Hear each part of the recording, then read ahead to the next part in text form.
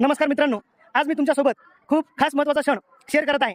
कारण की मागच्या काही आठवड्यांमध्ये एलिमेंटरी व इंटरमिजिएट ग्रेड परीक्षेचा निकाल लागला होता आणि त्यामध्ये आमचे एकूण 18 विद्यार्थी सहभागी झाले होते आणि सर्वच्या सर्व विद्यार्थी चांगल्या ग्रेडने उत्तीर्ण झालेले आहेत. या गोष्टीचा मला आनंद आहे. पण खास व्हिडिओ बनवण्याचं कारण असं की शाळेचा एकत्रित निकाल ज्यावेळेस मी डाउनलोड केला त्यामध्ये 17 विद्यार्थी उत्तीर्ण दिसत होते, 17 विद्यार्थ्यांचं प्रमाणपत्र दिसत होतं. पण ज्या विद्यार्थिनीने चांगली मेहनत घेतली त्या विद्यार्थिनीचं प्रमाणपत्र दिसत नव्हतं.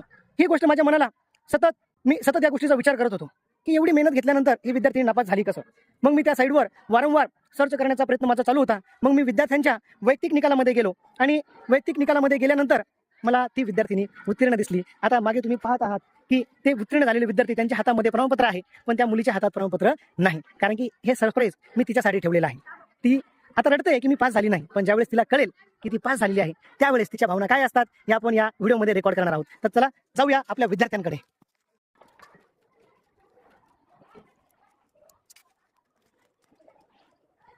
हे उत्तीर्ण झालेले विद्यार्थी त्यांच्या हातात हे प्रमाणपत्र आहे.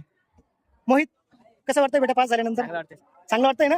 बाबा शाबास, तुमचं सगळ्यांचं अभिनंदन. ही तुम्ही सगळ्यांनी मेहनत घेतली आणि चांगल्या ग्रेडने तुम्ही पास झाले आहात. मला खरोखर तुमच्यावर अभिमान आहे.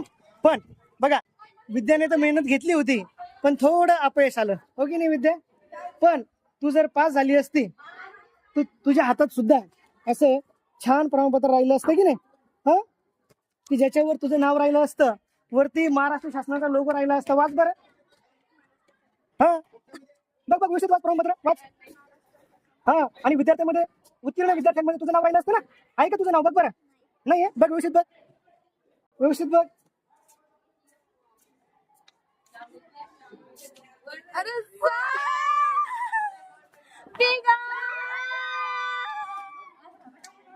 वा वा, शाबास बेटा, झाली ना, पास झाली ना?